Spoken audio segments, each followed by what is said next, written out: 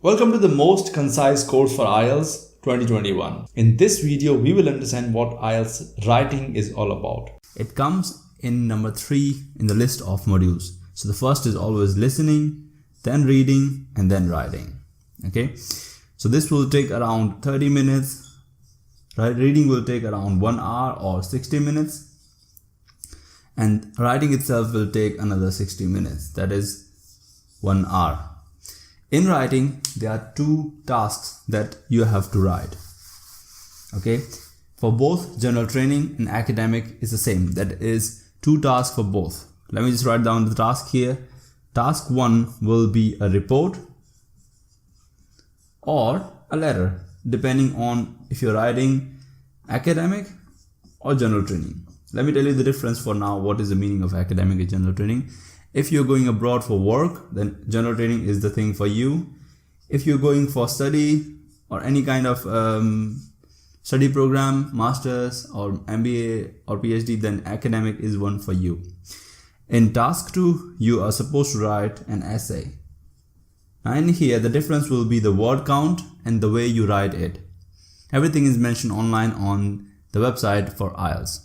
But finding that information is really difficult and boring, honestly. So I'm going to provide you everything over here. Okay. Now comes the word count. So the task 1 that is already mentioned here will be around 150 words required and plus. That means 150 words are minimum. If you write below that, you will get some penalty. In task 2, that is your essay, you have to write 250 words minimum. That means 250 words plus. Otherwise, you will get some penalty again, as I said earlier, right? And this will be on the same day as other tests like listening and reading, right? So basically, IELTS is written on 2 days total. So one day will be listening, reading, and writing. And any other day, that means plus or minus 3 to 5 days, you'll be having your speaking, right? The speaking will be conducted on a different day. So remember that. It's not on the same day as listening, reading, and writing. And writing always comes the last.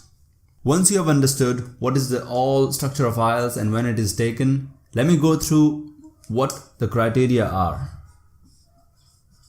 By the way, criteria is the plural, singular is criterion. You can check online. But important now is what are really the criteria for IELTS, especially for writing. Criteria is really important. Most of the people don't look for them. It's like understanding the rules, how they're going to test you, plus how they're going to score you. So basically, you'll be getting grade based on these criteria in writing. If you don't understand these, you're going to have some trouble getting score. I know you might be thinking, my English is good, I can get score anyway. It's not true. If you don't follow all the 4 criteria, you're going to have some struggle. So I request you, please go through all of them. It's like understanding the rule of a game. Okay. So the first one is task achievement or task response. So this one is achievement, right? And here this one is response. The reason for having 2 names is your IELTS part 1 and part 2. So when in task 1, it's based on achievement. Now I'll tell you the difference between achievement. If I ask James, can you get me a coffee from down there? There's a store. So James is going to go down and get me a coffee. Now if you're going to ask anyone else apart from James, someone like XYZ, get me a coffee. Down there, there's a shop. What they're going to do, they're going to all follow the same steps, get the coffee from the same shop, right? So that is called achieving something. In task 1, most of things are like in form of report and they are or letter. They're asking you to do something. There's nothing new you can add. So that is achieving something. But what if I ask James, can you get me a coffee from your favorite place? And if I ask someone, of course, there will be different answers, right? So that is what response asked in essay. Everyone's response will be different from question to question. So that's why it's called response. Another is called achievement. And also they take care of the 150 word count and 250 word count. Remember that here. Okay. So that was your first one. Your task achievement or task response. I suggest you keep having a notebook and a pencil or a paper. A pencil or a pen, It's much better that you keep taking notes, because this is going to be a long video and one video will be enough. Hence, please keep taking notes for later part. Second one is coherence and cohesion. And this one is really important and really hard to understand as well for some people, but I'll try to make it simpler. Coherence, in short, the connectivity or the structure between each sentence or inside the paragraph, and cohesion is outside the paragraph. Like from paragraph to paragraph, there has to be connection. So when you write any essay, you're supposed to write in the form of paragraphs. You must be knowing that, right? What you're supposed to do is each paragraph is connected to each other using that main topic what you're writing on. Hence, you have to show connection. So I'm going to provide you an example, okay? So to show what coherence and cohesion is. So listen to this first speech and try to understand. I'm not going to talk about a restaurant which is open here. So close by there's a restaurant which is open. They opened it 2 days ago. They're new. They want to be famous. They're throwing a party. Now in this speech, I just threw some sentences on you and you try to grasp them. Now listen to the second one. Second speech is, close to me there's a restaurant opened recently, and as they're new, they're planning to get famous and hence they're throwing a party. Now in here, all those as and hence and all those stuff is connecting to the information provided earlier. So this is how you structure your writing, and this gives a kind of structure and analytical skills you show here as well in coherence and cohesion. It's really important. There are plenty of things we understand later in coherence and cohesion. This is just a basic introduction of the thing. When we are writing and understanding the methods, we're gonna get in deep, okay? We're gonna see all the connecting words that are required for coherence and cohesion. No need to worry for now. This just understand this was the second one. First one was task achievement and task response. Second is coherence and cohesion. Coming to the next is called lexical resource. A lexical resource, most of you think it's just about vocabulary. It's not just vocabulary. It also includes appropriate words, right? And there's one more thing, plus synonyms. So let's say so this is the third one. You have to use good vocabulary. Now good means, because English is organized in the form of in the level of A1, A2, B1, B2 in the form until C2 level. You can see online what is the meaning of C2 level. This is how English is structured. The highest level is called C2, that is native level, and that is created according to CEFR, that is Common European Reference for the Framework of Language. In here, how to recognize if the word is really high quality, please go to a website called Cambridge Dictionary and search any word. Below that you will find a level written here. Okay, below the word you can see that level and you can recognize if the word is really high quality. Okay, I'm not saying that you think of the word before writing, but it's better that we have a list. That list will be provided in another video when I'm providing vocabulary for IELTS. Okay, for now understand that high quality vocabulary is important. Second thing, appropriate means, let's think of any synonym of good. Okay, to understand the appropriate vocabulary, we'll understand using an example. Think of any synonym of good. It could be pleasant, it could be pleased, or it could be exciting or blessed. Now when I say I'm saved from an accident, I won't say I feel good. I'll say I feel blessed, right? Instead of good, I use blessed because that is much more appropriate compared to good. That's what called appropriateness. Now synonym is when I'm next time using another words for that, I have to use synonyms. Otherwise, if I'm repeating my words, it's going to be considered a low score in lexical resource. So please understand these three things. They are important for us. And I think this is high quality, not saying I'm sure this is high quality vocabulary. Second one is appropriateness, that how close you are to the meaning. And finally synonym, that is you cannot repeat words, you have to write plenty of words for that whenever it comes to the picture. That was the third one, lexical resource. I hope I'm not going too fast. If I am, you can stop the video and go back again and start taking notes again. And the final one, and I would say the most important one, is GRA, which stands for grammatical range and accuracy. And here there are two words. Grammatical, you understand, related to grammar. Range and accuracy means what kind of range are you using? For example, are you using all the tenses? Are you writing all kind of sentences, simple sentence, compound sentence, complex sentence? We'll understand them in the form when we are releasing another video for grammar only for IELTS. You'll get it done.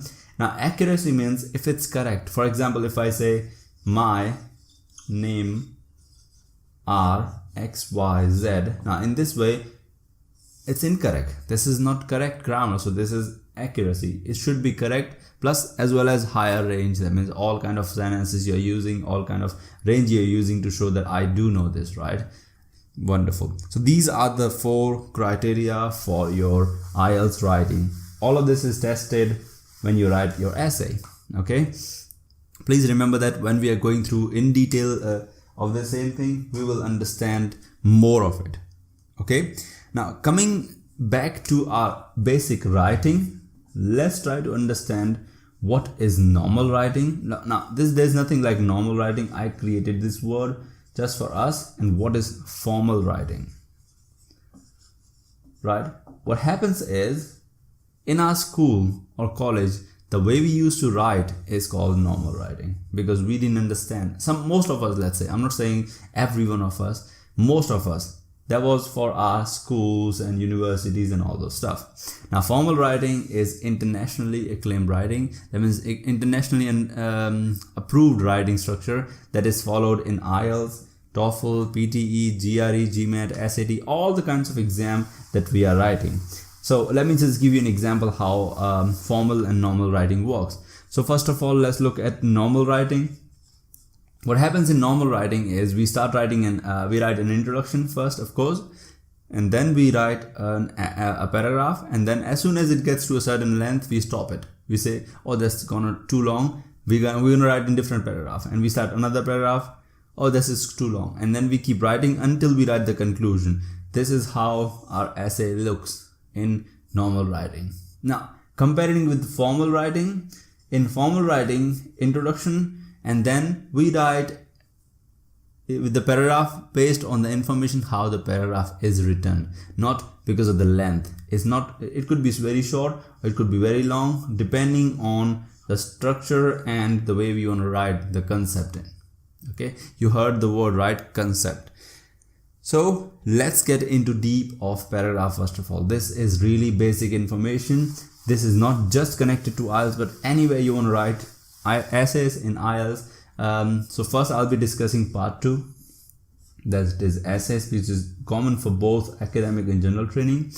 So let me get you to the first basic, let's say, information, or you might have some myths for paragraph writing. Okay, the first thing you understand from paragraph is, oh, it should be a certain length. Not true. It should always be one concept. Should always have one kind of information in one paragraph.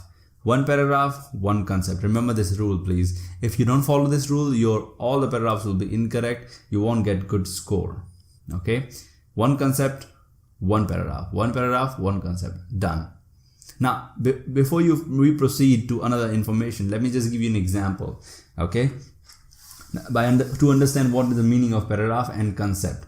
Let's say I want to write. Look around you. You must be sitting in a room or wherever you want to sit. You are sitting in university. It must be a room. So what if I ask you to write an essay on that room? What are you gonna do? You're gonna start writing, as I said, introduction, and then go on the normal structure, right? So paragraphs, there must be paragraphs in there. How you're gonna write the paragraph is, I see the room, it's huge, it's useful for this and that. Now what I recommend is grouping. Okay, so forget about introduction for now. Let's look in the body paragraph. Grouping is when you group everything that you see in the form of paragraphs. That means concepts. So let's say we have 3 groups. The one talks about ventilation in the room, second talks about furniture in the room, and third one talks about electronics in the room.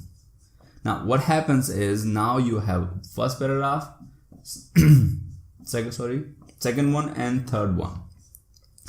In this way, everything connected to ventilation will come in the first paragraph. Let's say your windows, your fan, AC, and whatever you have. Your furniture, everything, chair, table, and desk, and everything, dining table if you have in the room, then it will be considered in second paragraph. Now, third paragraph will be all about electric things that is run on electricity. For example, your computer, your light, your whatever you have, right? Tablet or phone. So that comes in the third paragraph. So when you write this way, any person who is reading can understand there is a structure. Second thing, it's really easy to connect this kind of grouping. Like, okay, this was the first one, this is the second one, third one, and now we have three things. The advantages and the uses of the appearance are mentioned here, and then you come to conclusion. It is how the essays or the paragraphs are supposed to be written. I know you're not going to get in exam any kind of question like write an essay on room. Don't worry, but it is essential that you understand it. All right. Now, after paragraph, we understand. See, the thing that happens is most of us do believe in multitasking. Okay, if I'm not wrong, do you? So it saves time, right? Most of you do believe in multitasking, right? Think for a few seconds right now. Do you every day do that, multitasking? Okay, let me ask you a specific question to understand what multitasking is. If you're watching TV as well as at the same time, do you eat? So you have to think, am I eating and watching TV at the same time? No, there's no chance in the world that you can do that, because most of you think, oh, I'm watching TV all the time or I'm eating all the time. That's not possible. What you do is you switch quickly. You eat now and then suddenly look up and then eat quick. So that is called not multitasking. That is called quick switching. All right, you switch quickly, and we have become expert in this quick switching so much that we feel it's multitasking. In fact, it's not possible. Same goes with studies. What you do is you look at your phone and quickly come back to book. You feel you're a multitasker, that you can watch any video online as well as study at the same time. It's not possible. Okay, multitasking is not possible for humans. There might be word from computers. Remember that, please. Okay, what we have to understand from this is, let me ask you a specific question, another specific question. When you are writing in your exam, when you are writing your 10th or 12th board exam, and it was your favorite subject, right, for the exam, what did you do? You just looked down and started writing all the answers. You didn't even look up. You didn't even think. You were just writing. Maybe a few seconds here and there, apart from the 2 hours, 3 hours, whatever time it was, you were writing. So what happened at that time? You were just writing and not thinking. Hence, you are just doing one task at a time. That's what I called singular task, no multitask. Okay. Now, how can we understand, what can we understand from this and why we need this all? So when you go for IELTS exam for the first time, if you have gone through, you must have understood when you go for writing itself, what you do is you start writing quickly. As soon as you see the question, you read it and start writing it. While you're writing, you look around, plus you think. What's wrong with this? The problem is you might not get all the points written in there in that case. Second thing is, if you're thinking at the same time, you're wasting a lot of time in the middle of writing. So basically, you're thinking for like another 2 minutes and then you write for another 5 minutes. You keep doing it until you find all the points you require. And there's no guarantee that you're going to cover all the points that are required in a sequence as well. Because sometimes what you do is you jump from topic to topic. That is not how IELTS writing works. Okay? So there must be a method that we need to stop thinking. This method was not created by me by any means. This method was created by Cambridge and they take all the credit for it, and I respect them for that. This method is called POWER method. Now, POWER method helps you to plan everything you required in your essay and write it properly. Please follow this method. I'll tell you how long does it take to plan and organize stuff. And secondly, tell you what if we don't do it. Okay. The first phase is called planning itself. I'll explain it in a minute. Second is called organizing. If you write S or Z, doesn't matter, it's just British and American. Here it's writing. And finally, or let's say not finally, just one more remaining, evaluating and revising. Right. These are the 5 stages of writing. What happens in planning is we brainstorm. Brainstorming means thinking of your topic, looking at your question. So the thing you do in planning is look at a question and you try to understand what it is about, what kind of question it is about. You brainstorm on it. Brainstorm means thinking, okay, this is the question of this type and I have to write this many words. Wonderful. Which side will I take? If it's about agreement or disagreement, I'll take that side or this side. Accordingly, you think and you plan your essay in here like that. Now in organization, you choose how many paragraphs you want to write, because I told you one concept equal to one side. Let's say they're asking you some kind of question and you have to write paragraphs on that. That means one concept here, second one here, and third here. Instead of writing the whole paragraph, you just write in 1 word or 2 words. I'll write about this, I'll write about here and this here. So basically now we have what to write in each paragraph. This will help you later for writing introduction. I'll explain later, not now, don't worry about that. Now in case of writing, you do nothing apart from writing, because you know how many paragraphs and what to write in the paragraph. At least the concept, you cannot waver from that. And also you can write what examples I will provide in each paragraph. You have to provide example. Once you're done with the writing, please evaluate it. In evaluation, what you do is you check if you have covered all the points which mentioned here. Along with it, the structure is proper, that is introduction and conclusion included. You evaluate means checking. In revising is another kind of checking for grammar as well as your spellings. Right? Please check all your grammar and your spellings once you finish evaluating. Trust me, you will find at least 10 to 12 mistakes in spellings for sure. That is common for all, even including any trainer or even any teacher. If they write, because they are in a hurry, so they might make mistake. Now, how long does this whole thing take? First of all, that's the question, right? It takes not more than 6 minutes if you practice it enough before you go to exam. Now, how much will it take now before we don't have practice? It will take around 15 minutes. Remember that. Initially, it might take long, but please remember that if you don't do this, what's going to happen is in exam, you'll think and write and you jump from topic to topic, which are not supposed to be in the same sequence as you might even think, right? When I gave my IELTS for the first time, I'm not kidding, I wrote the essay and half of that was useless, so I have to erase.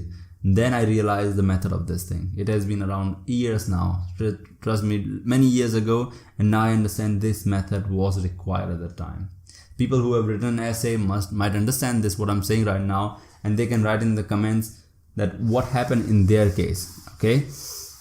And I hope you're taking notes or at least pausing the video to understand stuff. See, the reason for this video in the whole writing thing in one video is you don't have to hunt down any video after this for writing. You don't have to research anything. Just look for this video and go for all the information that is required here. Any external link I have provided in the description.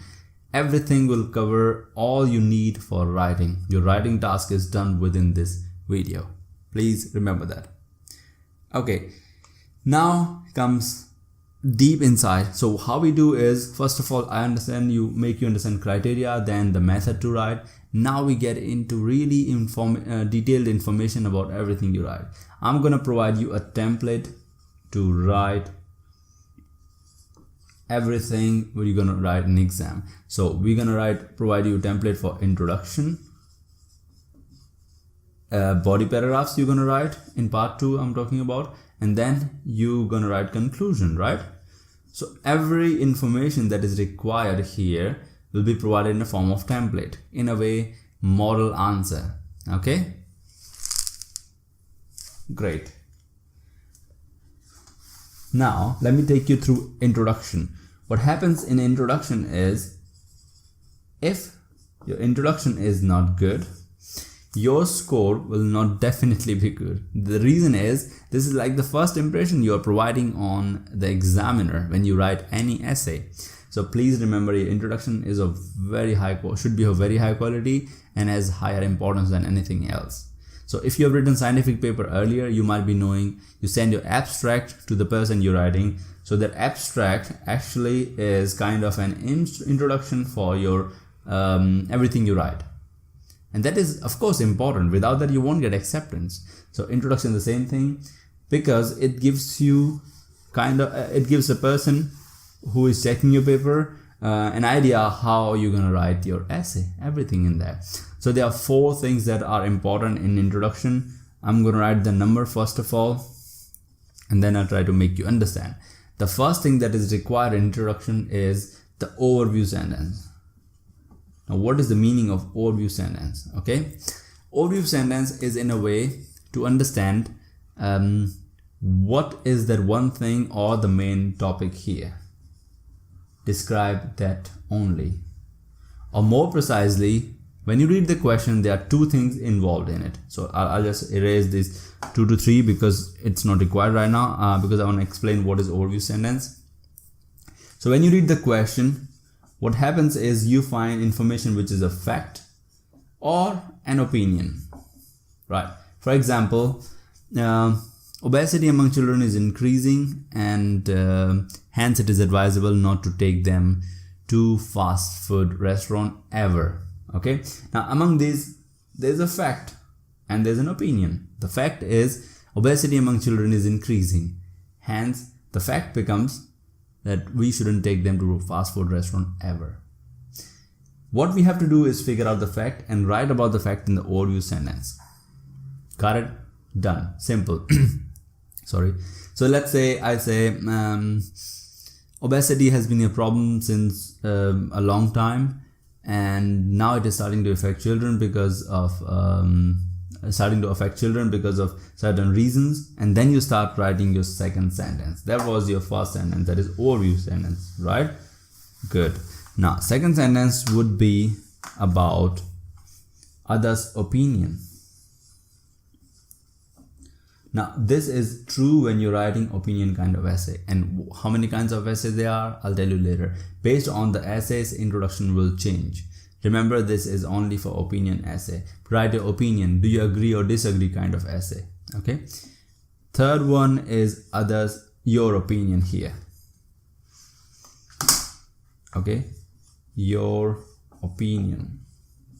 That means some believe that it's important, it's really essential that we never take kids to a restaurant.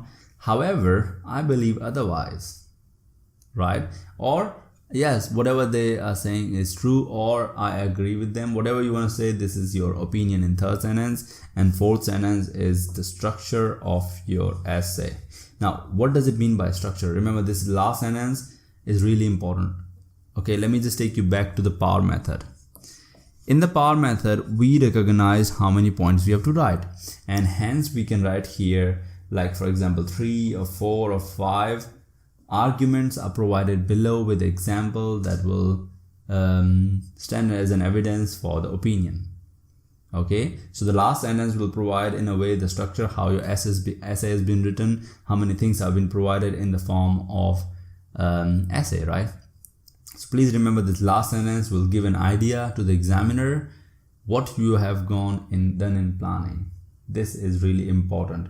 You have to write the number, how many points you're going to provide below. So for example, 2 important aspects have been provided below, or arguments have been provided below to prove the points mentioned above with examples. Done. This is a whole introduction done for opinion kind of essay. Okay, this is how introduction are written for every kind. Minimum 4 sentences are required. Please don't go beyond 4. 3 to 4 are enough, and you will be fine with this. If you go for longer, that doesn't become introduction, it will become a whole topic, or in a way kind of body paragraph. Okay, now I'll discuss about introduction when I'm showing you kind of in detail the types of essays we have to write in exam, right? Let me just try to show you what kinds of essays you get in exam.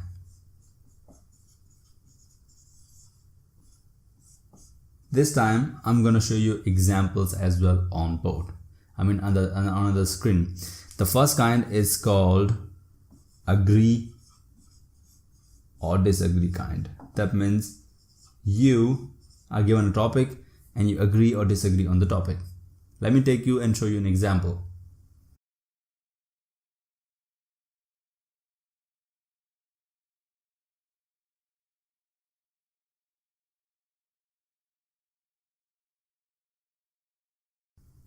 Wonderful. You saw the example and I hope you understood it.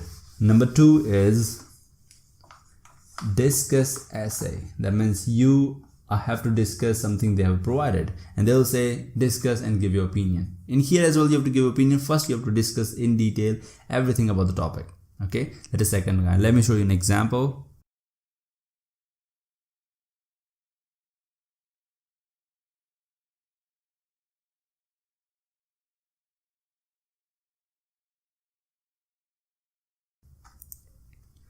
Okay, wonderful. Now we have number 3. Number 3 is advantage and disadvantage. I'm writing in short, I hope you understand, I'm just telling you directly.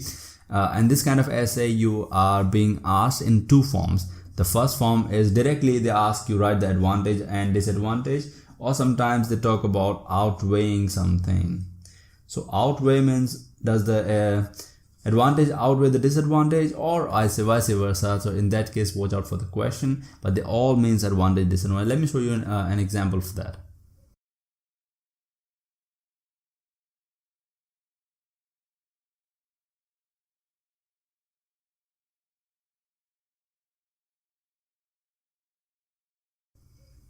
Great. Now comes question type 4, which is problem solution essay. Okay, problem solution essays are, of course, you understand from the question itself, the name itself. Problem, there must be a problem mentioned and they'll ask you for solutions. Now they are not asking only any expert advices, or they're not asking any specific topics. They're always asking general topics, so don't worry about that I have to provide a solution which should be scientific. It should be a general solution. Okay, let me show you an example now.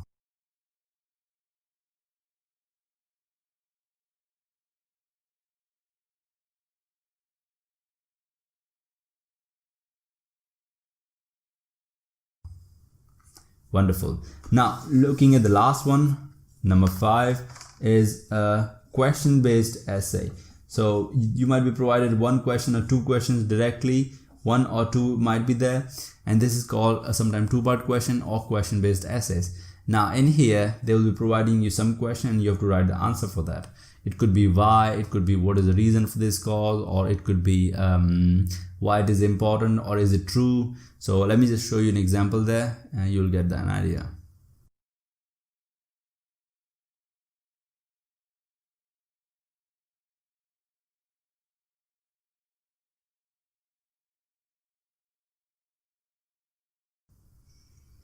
Wonderful. So I hope you understood all the types of questions here.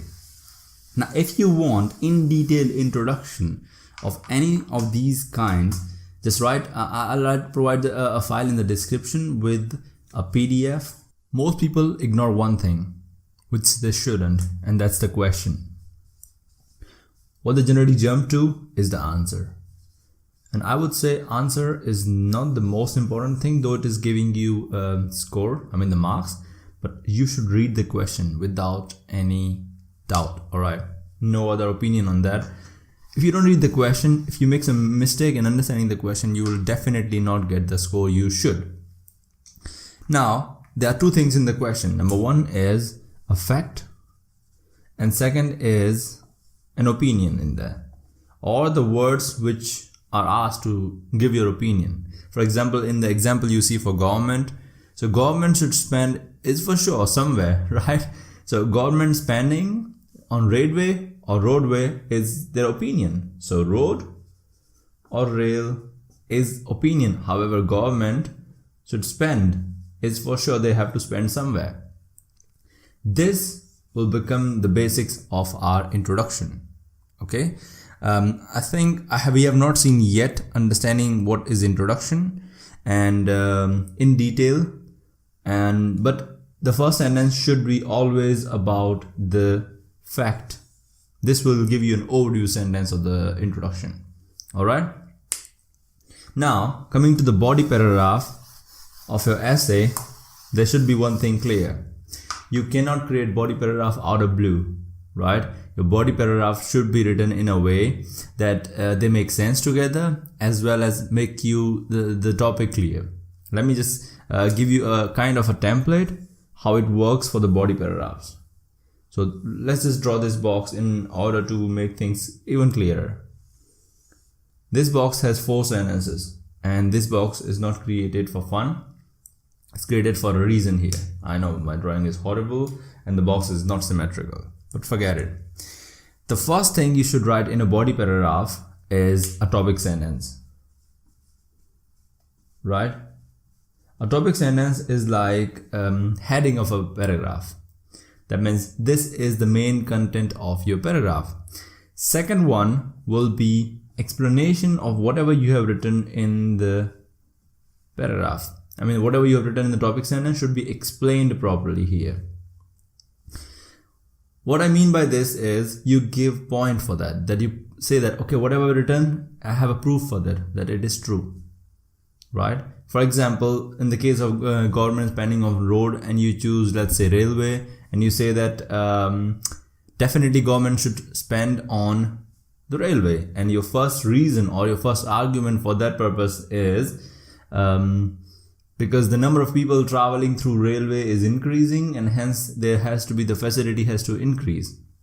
And then you explain which facility, or let's say why it should increase for sure. Why they should spend on the facility for sure. For example, nowadays people are due to people are plenty, the wear and tear on the seats are increasing, and hence they have to be fixed. They give you that you give an explanation here. Now, it doesn't mean that you have to explain within one single sentence. You can write 2 sentences on the same thing.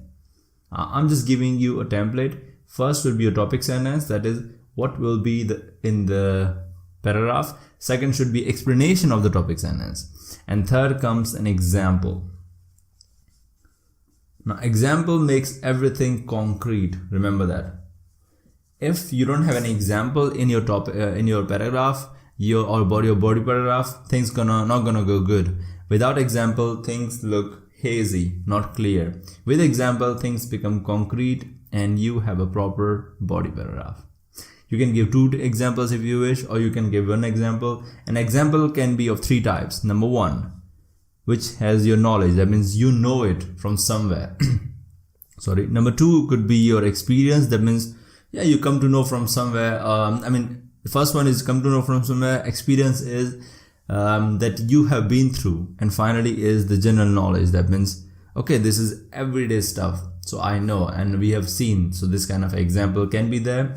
And finally comes conclusion. Remember, this is not the conclusion of the whole essay. This is the conclusion of only the whole passage. For example, the wear and tear in the seat should be solved. If it's not solved, definitely it will increase the problem, and the quality of travel will decrease. The quality of the journey of the people who are traveling in railways will decrease. This is the conclusion in a way you gave, right? So this structure should be followed in all the cases. It doesn't matter which body paragraph it is, 1, 2, 3, should always be followed. Remember that. Okay. I think it's clear that I already told you. I'm going to say again, topic sentence is not a single sentence. It could be 2 sentences. Explanation could be 2 sentences as well. But remember the structure, I mean to say. First topic sentence, then comes the explanation, and then an example on the same thing, and finally a conclusion. I think I said those statements, I didn't write them, but you got the point how the body paragraph works. Right? Now comes the transition. I think we discussed initially what are the criteria for the whole writing task 2 and 1 both, and one of them was coherence and cohesion. Now among these, cohesion should be taken care here by the transition. Now transitions, this word transition itself means moving from one paragraph to another. Right, let me just write it here and explain then slowly. Transition is that you write in the end, conclusion at the end of body paragraph, which shows that, okay, this body paragraph is over, there's something new coming. Transition can be shown in paragraph by 3 ways, okay? If this is clear, the transition part, trust me, it will help you a lot in future.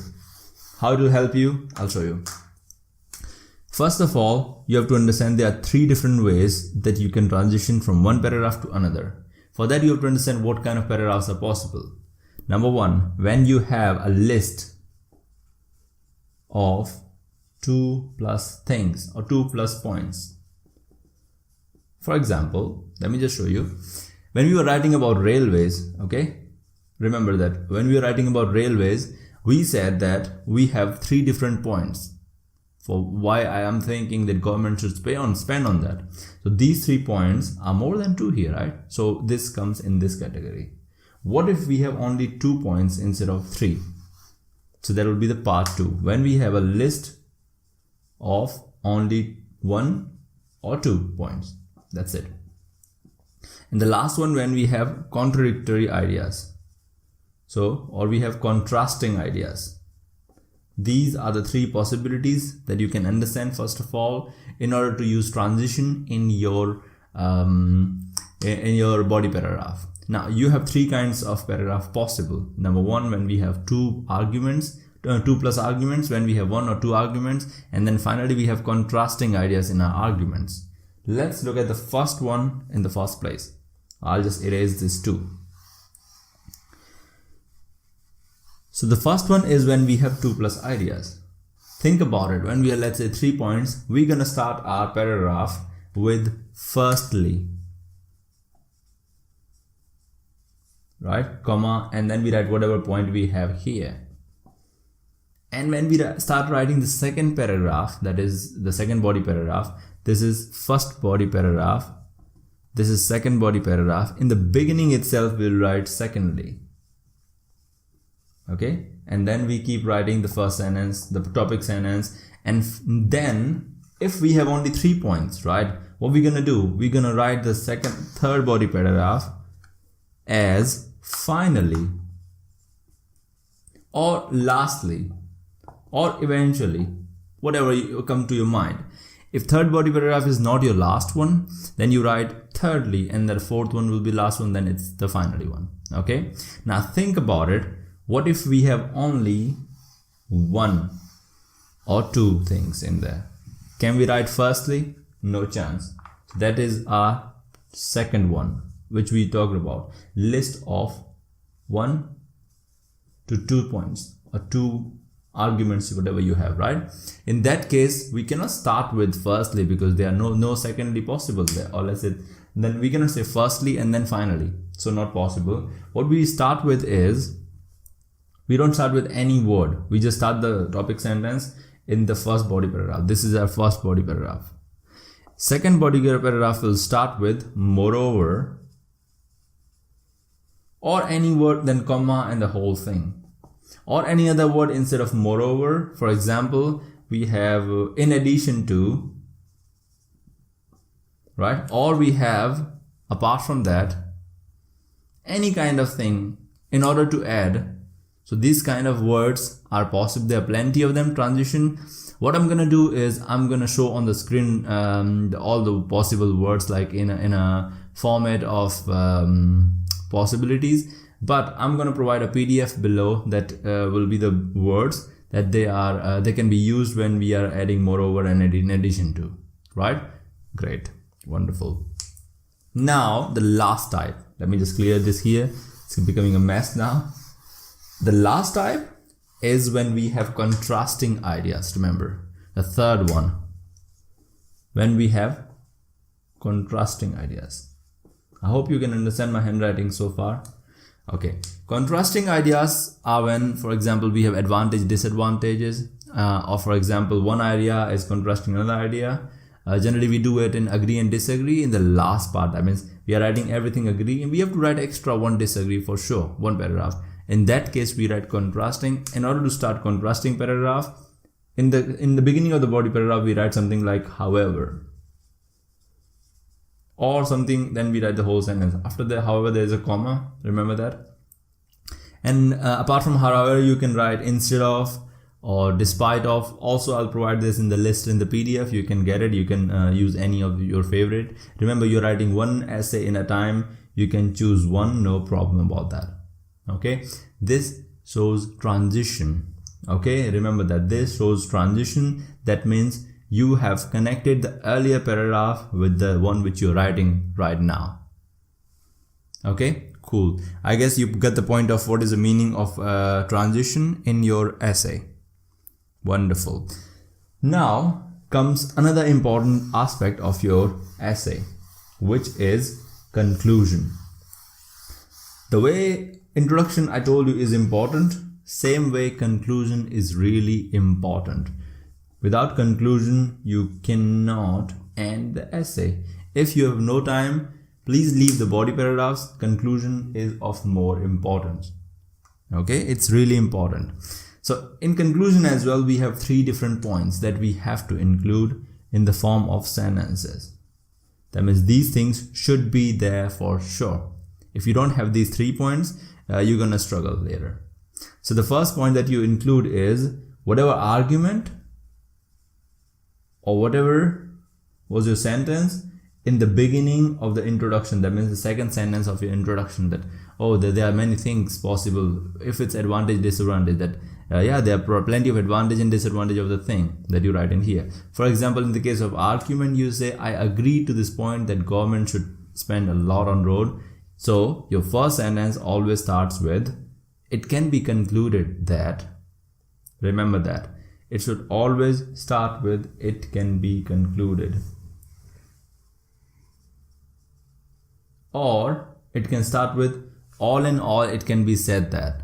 Okay, these kind of words, which should be the beginning of the first sentence of a conclusion, are also included in the PDF. But remember that you have to use them every time you write conclusion. Otherwise, people might take it as body paragraph, right? Last paragraph is conclusion, and hence you should add such words. Once you finish this sentence, second sentence should give all the reasons you have provided in your essay in the form of words in a single sentence. For example, the reasons for government spending on the railway are blank blank blank. So these are one reason, comma, another reason, comma, last reason, and whatever reason you have. Okay, remember that this is like your paragraphs shortened in the form of words. That's it, few words here and there. This is your second sentence. It's like proving everything. From instead of paragraph, you write in points. And finally comes your feedback on the thing. Generally, feedback connects to the general idea or the general world. For example, in the case of government spending on railway, you could say something like, there is a way that government can spend on both, but there has to be a balance in that, understanding the requirement. If they could do that, it will be the perfect solution, and the world or the transportation will be better than now. There we go. It's like a feedback or your view on the question, what could be. Once you finish this, your whole essay is finished. Remember, conclusion ends your essay. So it's really important that you have that. Right now, providing examples in the same video when I'm explaining everything will be a little bit of overkill. I mean, too much for a single video. So I would rather say, look at the examples, try to figure out yourself what is going wrong, what is going right in the case of essays. If you want, you can do one thing. You can send me your essays written. I'll give you feedback, and the email ID is provided at the end of the channel. On the top, you have home and about. In about, I have given my email ID. Please read it and send it to me. I can definitely give feedback to you. Okay, that was the end of your part 2. If you have any doubt in part 2 kind of question, because this will be same for academic and general training, please go ahead, ask me.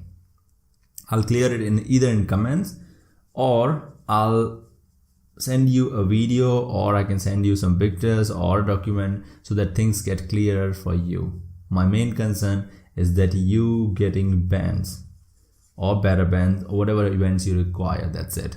My main aim is not to make money from you, to trust me. Okay, wonderful. Then we move on to the part 1. I know I'm going in the opposite direction, but that's the way it is. Part 2 explains a lot about many things. So we will go with the part 1, but part 1 for academic people. Remember that. If you are in a general training section, that means going for work, then please remember that this is not for you. This is for people who are writing academic section, and for them it's a report. If you are in general training, what you're gonna do is skip to the last part where I have mentioned about the letters.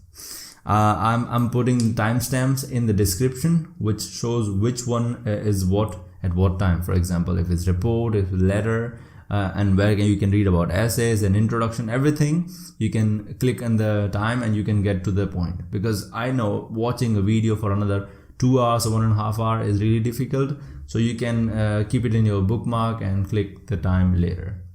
For now, let's start with the report.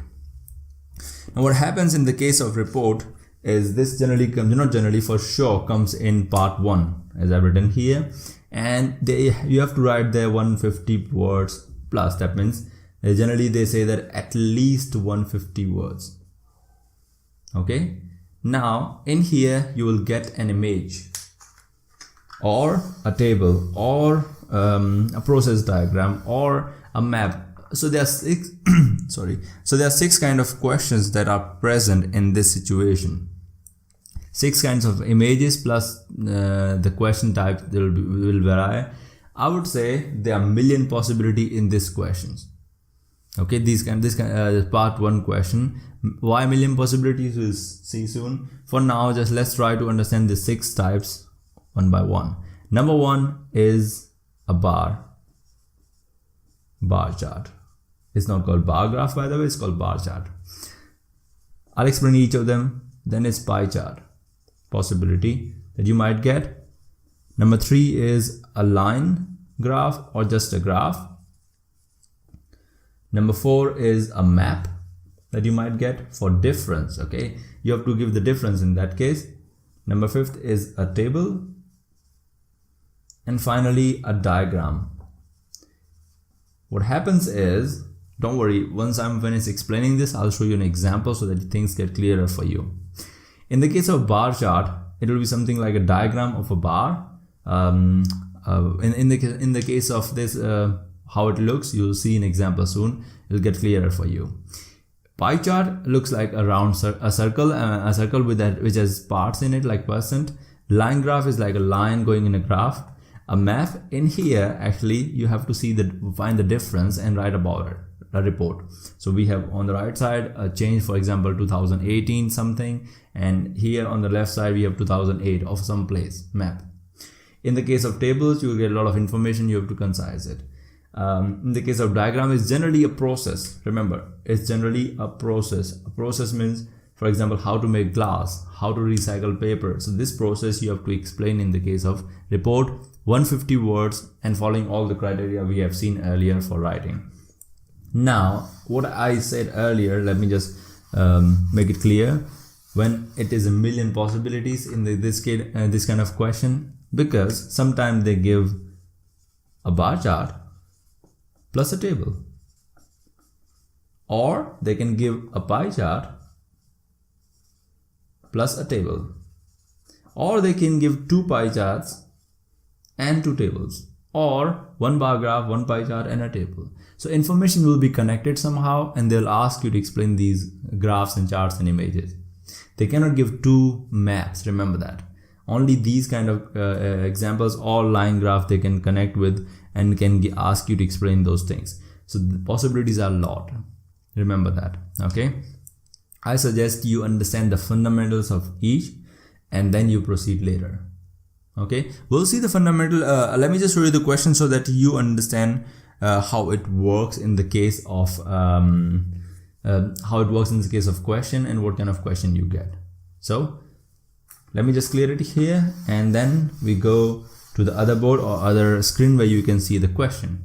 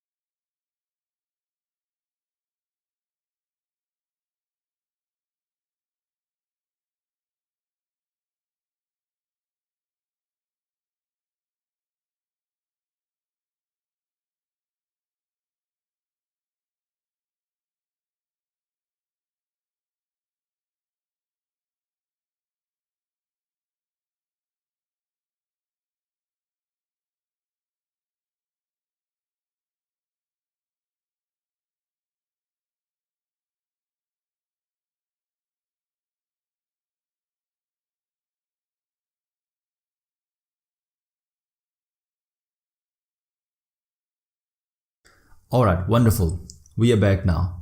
What we can understand here is the task achievement.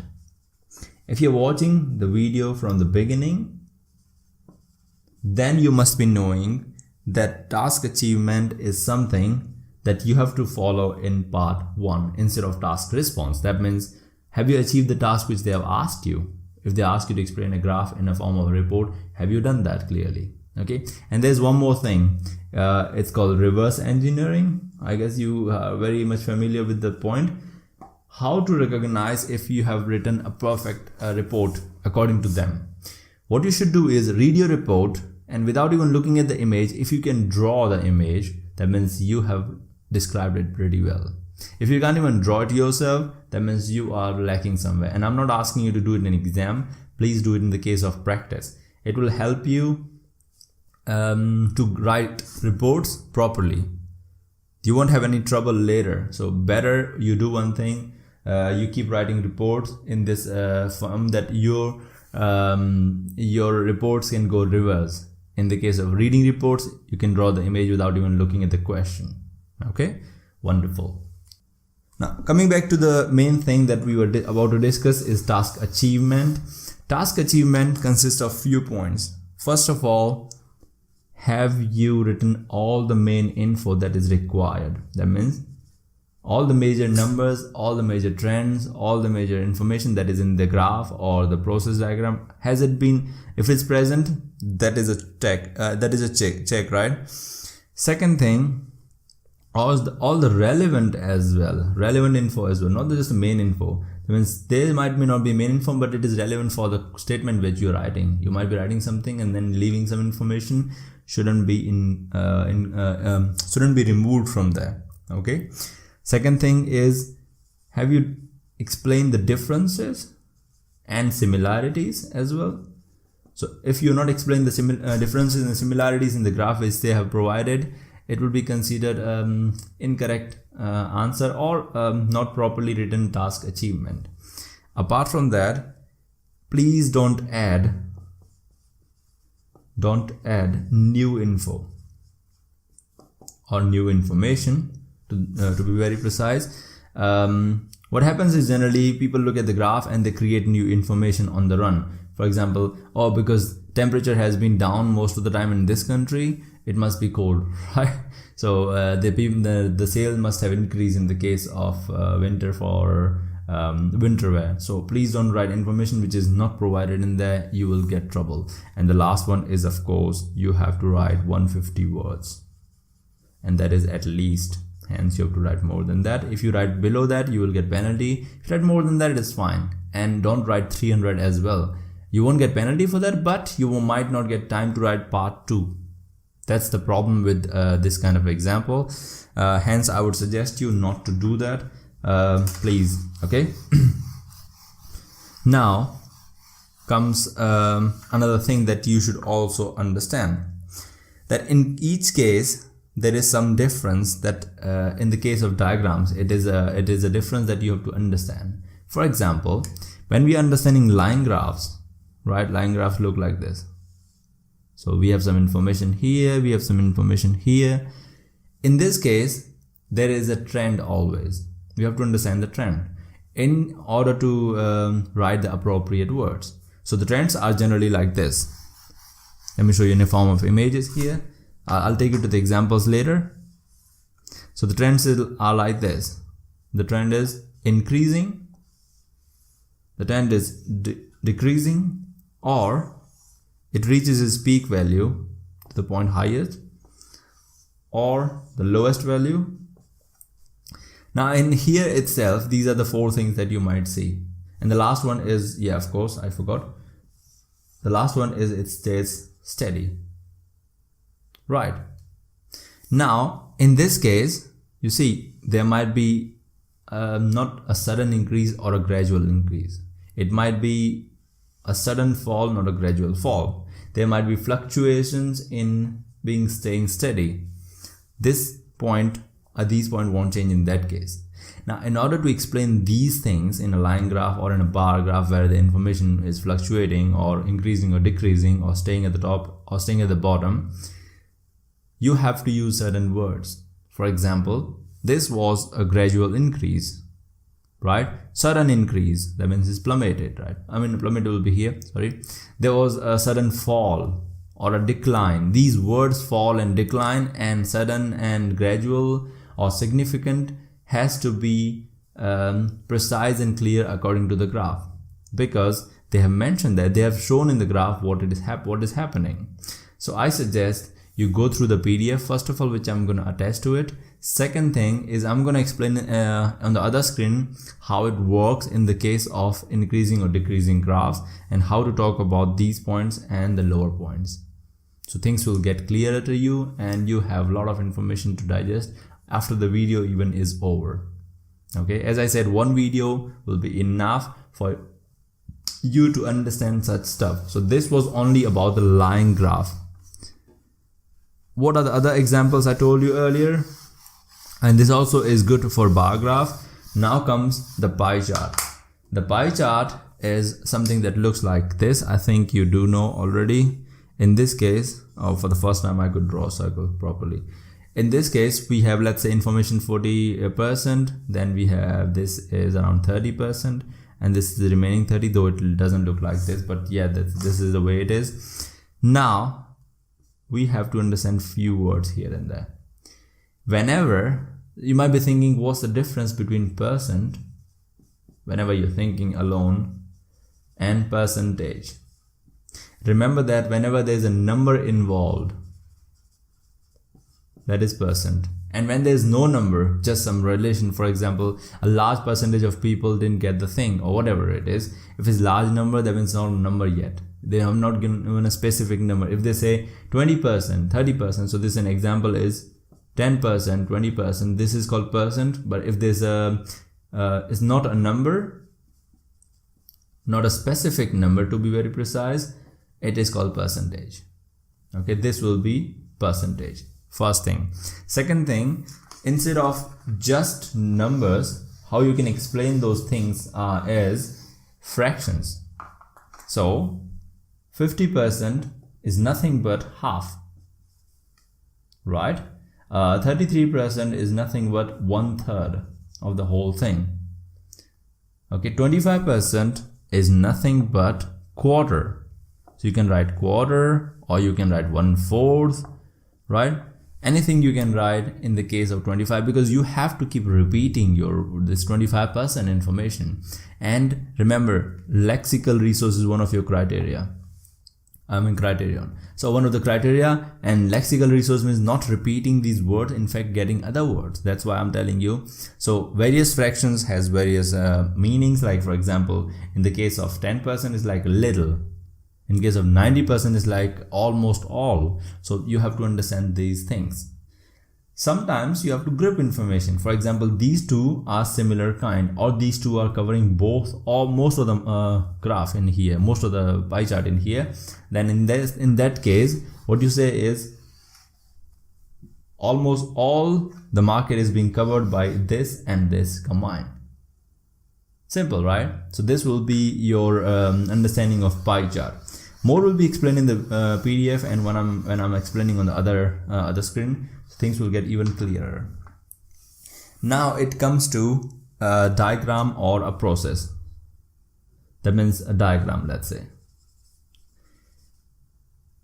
In the case of diagrams, what happens is there is a process involved. So whenever there is a process, what's important are the verbs. Why verbs are important? Because it's a process. So they go from one stage to another stage, and then to another stage. And what happens at that stage is what we have to describe. Simple. If we are not able to describe that, we are incorrect in that case, right? So what I suggest you is getting verbs clear. What verbs are? Verbs are action words, right? Of course, in detail will be explained in the case of when we are describing grammar for IELTS. But whenever we see any action, for example, in this case, we are soaking something. So soak is the verb. In here, we are grinding something. Here we are drying something. And finally, we are, pressing something. Like, so we are only preparing paper. So these verbs are important figuring out the right verbs for the process is important. Without that, it's not easy to explain any diagram. So verbs are of utmost important. Second thing that is important in the case of diagrams as well as in the case of maps, a little bit maps I'll describe in a while, is your coherence. Coherence means how you connect one sentence to next, because it's a process. You cannot go and jump from one thing to another. You have to go in a sequence. So you have to use a lot of words which are using additional, for example, in addition to, after that, following it to, firstly this and next, secondly this and finally this happens in the process. So coherence means how you are connecting your sentences and creating a structure that is easily understandable. I have explained coherence many times. I think it's clear. So in case of a process, it becomes even more important that how you're explaining your process. So remember that in the case of diagram. Okay, wonderful. Then comes the graph. I mean the map. The map is mainly for the difference. So in maps, there will be one map here and one map, another one here, or instead of like this, it will be like this in the form of portrait. Whatever is drawn here, there might be some difference here. Okay, so you have to explain the difference. In order to explain the difference, you have to show what has changed. So there might be some houses here. Instead of that, you have moved the houses. So also again, verbs are important. Have they built new houses? Have they renovated them? Or have they been moved? Or that is changed, or this is changed. So again, these verbs are also included in the PDF, but remember here verbs are important. Second thing important is you understanding what has changed here. Here, looking at the information is really of importance. You cannot just start writing. You have to look into the diagrams and see, oh, this has changed or that has changed. If you miss some information which is considered of a major issue, that means you'll get some deductions in that case because you forgot something relevant, right? When we were discussing task achievement, this was important. Without understanding task achievement, you cannot write this question. Okay, wonderful. I guess it's clear for now. And one more thing, just an advice, please don't forget one more thing, that is units. While writing essay, while writing reports, don't forget the units. Okay, units means, for example, when you're writing a graph, when you're writing, let's say we have a graph, a line graph here, and they have mentioned some units here, you shouldn't forget them, because if they're writing in the form of temperature, so degrees Celsius or Fahrenheit, or when they're writing in the form of, let's say, sales in millions, so millions is the unit they have provided. Now using this makes me remember how you should write the first sentence and the last sentence of your report. Your first sentence will always be the description. So let me just clear it and make it clear what we are studying here. When we have understood the basics of all the kinds of graphs, let's also see how to write all the kinds of information. The first one is, the first sentence or the first paragraph could be of one single sentence. Remember that this is not your introduction. In the case of reports, you can call it an opening in a way, right? And in essays, we write introduction. In this case, we can say the first sentence would be about the graph. Whatever you see in the question, you can use it to form your first sentence. For example, this graph or this diagram, whatever, illustrates, or this graph shows, or this graph sheds light on, or this graph provides information on this thing. And then you explain the whole graph in a single sentence. For example, this graph illustrates the number of sales between month this and this in millions in this city. Or this image shows the difference of the town this named between the year 1990 and 2010. Whatever they have shown in the first sentence should be about, like this. Okay, wonderful. Then the second sentence could be a new paragraph, right? It's like a body paragraph. In there you choose one in particular information. When you're writing, when you're looking at line graph, you must have one. In a way you can group them. So second should be after you group information. For example, in grouping, you might see in a graph they have mentioned, let's say for male and female, what are the number of sales they have received, right? So this is male and this is female. So you write your two paragraphs for that. First could be for male, second could be female. You have to do grouping in a way that it shouldn't exceed 4 paragraphs or 3 paragraphs. 3 to 4 paragraphs are good enough in explaining this thing.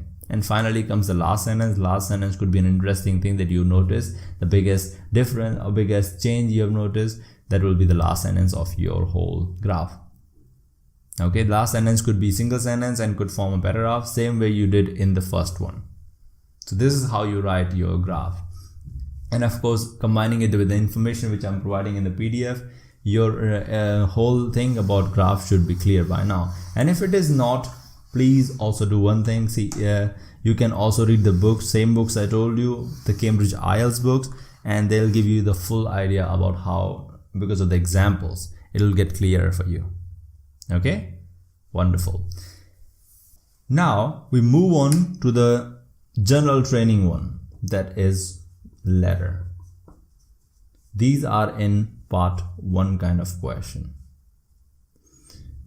So people who are going giving academic, your video is over. You can go and have fun. But for people who are into general training, this part is for you. And if you're writing both kinds, just in case, I don't know, it could be many reasons, plenty of them, this is the part for you as well. So general training have to write letter. And in order to understand letter, these are not the same letter the way you write in your schools or college, where we write subject and then we write date and stuff. First thing, remember, you don't have to write the subject of a letter. No, you don't have to write the date for the letter. Nothing. You don't have to write the address of the person you're writing. Nothing. You don't have to write any of these 3 things. You can start with salutation, that is dear, and whatever you want to write in there, and closing. I hope I'm clear about this part. Cool. Then we can start writing, understanding how things work. The first thing is understanding the same way we have understood in other parts. There must be some criteria as well, and it's called task achievement, and you have to write 150 words. And remember, it is at least. Second thing is you have to have a task achievement as well. We have mentioned earlier. Task achievement means if they ask you to write a letter about something, you can write about something else.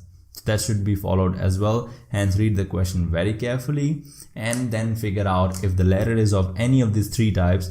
Number 1, formal. Number 2, informal.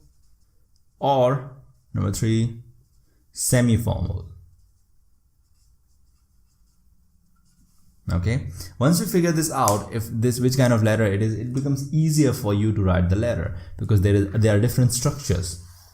So I'm gonna take you through 3 of them to show you what is the difference in their salutation, what is the difference in their first sentence or the first paragraph, and then finally the closing.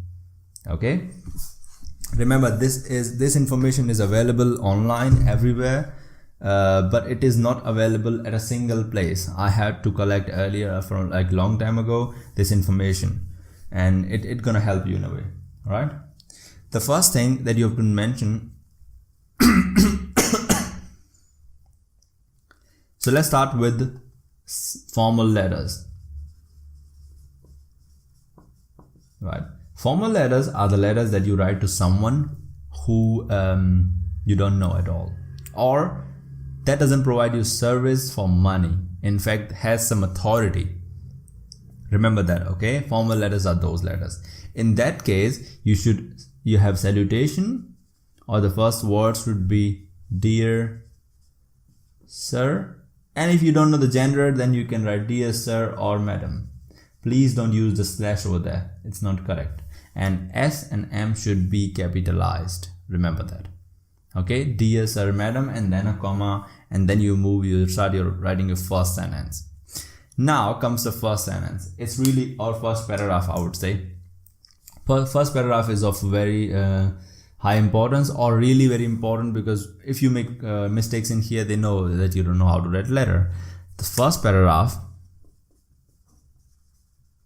in here, in this case of formal, should always be your introduction in the context. For example, you're writing to a letter to your the CEO, then you have to write informal because you might not be knowing the person that close. So what you do is you write your introduction, and in the context means I'm XYZ working in this company and in this department. That is your introduction. If you're writing a letter to the authority, you say I'm XYZ staying in this area of this city where you are this thing, whatever.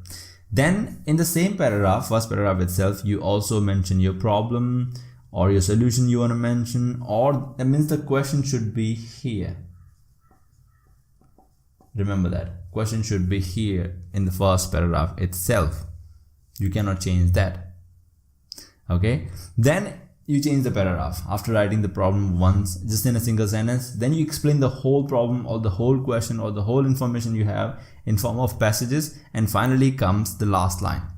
The last line in here, remember that shouldn't ask for a specific time for replies. Generally what we do is I hope to get a reply within 3 days or 4 days in normal letters, but in here you cannot ask for specific time for reply.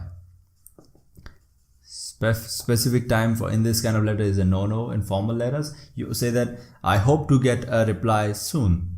Okay, and finally comes the closing. You can say yours faithfully. Remember to write yours, not your. Yours faithfully, comma, and F should be small, and your full name. Remember that. Your full name should be here, not half name. Please remember your full name and write it here, not half name. Not just your first name or your second name. Full name should be here. Yours faithfully should be here. So this is a kind of way to write formal letters. First, dear sir or madam, if you don't know the gender. First paragraph introduction and the question itself. What are they talking about? And then remember the last part. This is the last one. The closing part. You shouldn't ask for any specific time. In fact, you say I hope to get it soon, whatever, and then you write this, yours faithfully. Clear? This was about formal letters.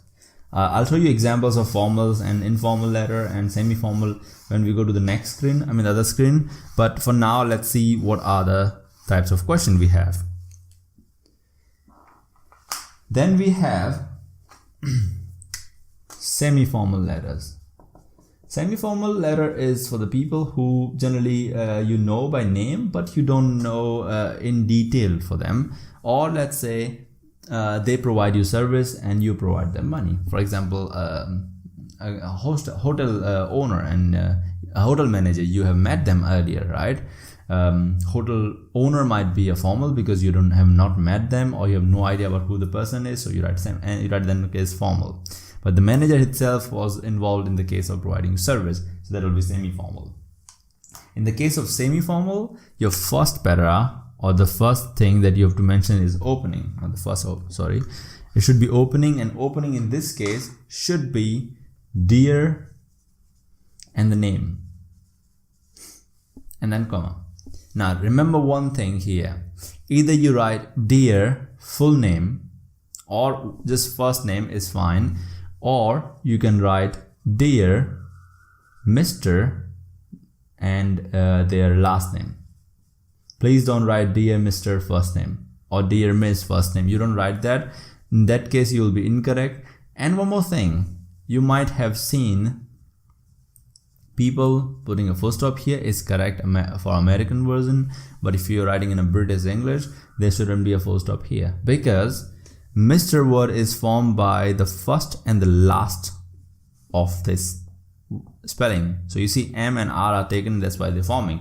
Same way some people put doctor and then DR dot. That is incorrect in the case of UK English. So please don't put it, because D and R are taken from first and the last. So this is how they have formed the abbreviation. Okay, I would suggest not to write put dot, because this is a British exam. Though they are going to US, it doesn't matter. So don't put any dot there. Okay. Once you do any of these by name, last name, or the full name, but in the case of dear, by the way, doctors are allowed to use last and full name in both. So dear Mr. Dear Dr. last and first name, both you have to include. Wonderful. Then comes the first para. In this paragraph, what you have to do is you have to also introduce yourself like you did earlier, and same thing, also you write the question, or you understand what to say in that. For example, you forgot your bag in a hotel. Say, my name is XYZ, I was staying in the hotel, writing your introduction in the context, and I was staying in this room. And then you say, I'm writing the letter in regards to this information, or I'm writing letter to get the information about my bag which was there. Then you move to the next paragraph and you explain the whole incident, what happened, where you stayed, and why did you lose your bag, and all those stuff. Okay, we talk about the last paragraph here. The last paragraph, you can ask for specific time. You can ask for any specific time to get a reply. So I'm working and that bag is really of importance. Please provide the bag within 3 days if it's possible, and you can ask for specific time here. Okay, and finally the closing part, you can use here yours sincerely. How do I remember that? If S, sincerely. If formal, that is here earlier we saw faithfully, FF and SS. And then you write a comma, and then you write your full name as well. Okay. Now this was semi-formal. Remember that. And finally comes the informal letter. Informal letters are my favorite because you have a lot of exceptions you can use here, not like you have to write all those stuff which you are writing in case of semi-formal and formal. This is informal letters. Informal letters are generally for the people who you know, personally. Sorry, for example, to your parents, or to your friends, or to your friends' friends that you do know. So it becomes informal. In the case of informal, your salutation should also start with dear. That means you can write dear. Now you either write name or you write the relation. The relationship you have with that person. For example, dear mom, dear dad, dear brother, dear sister, dear friend, whatever you have, or dear the name if you use their name while speaking out. Then comes the first para. In the first para, of course, you're not going to introduce yourself. They already know you. So it's of no use writing in informal letters. What you do is you write, why are you writing this letter? Or you talk about a last time. Your last meet must have been there. And apart from that, you also write about why are you writing, the reason for writing the letter. Okay, so you write about the last meet, like last time we met in a party, it was awesome, or last time we had a meeting in my place and I remember that, I'm nostalgic about it. And then you write the reason why you're writing the letter in the first paragraph itself. In the middle, you write everything about the letter, and then comes the last sentence. Last sentence should be always like, I hope to meet you soon, I'm waiting for you, I'm missing you, and I hope everything is fine at home. And then, whatever you want to write in the form of a informal letter is like a message in a way, right? In like a mail and fun message. So last sentence should be about well-being and all those stuff. Sorry. And finally comes the ending or the closing. In the case of closing, you have lots of options here. You can say lots of love, and then you write your name. Or you can write kind regards. Or you can write best regards. Remember, you can write it because this is informal. You have a lot of possibilities to write any kind you like. Okay. So this was in a way to structure to write letters. And remember that please don't write the address or the subject or anything of such sort. If you need the full course with extensive data, detailed explanation, many mock tests, unlimited feedback, writing and speaking samples, you can go to IELTS.learnwithsimonash.com and get yourself registered. If you just want the explanation and not all the data, there's a playlist provided in the description. Remember, this was the shortest version of the topic we discussed today. If you want details of the same topic or more about it, go to the link provided in the description or IELTS.learnwithsimonash.com. You will get pre-recorded sessions with everything possible which is provided on your screen right now. I hope you enjoyed the video. Have a nice time. See you soon.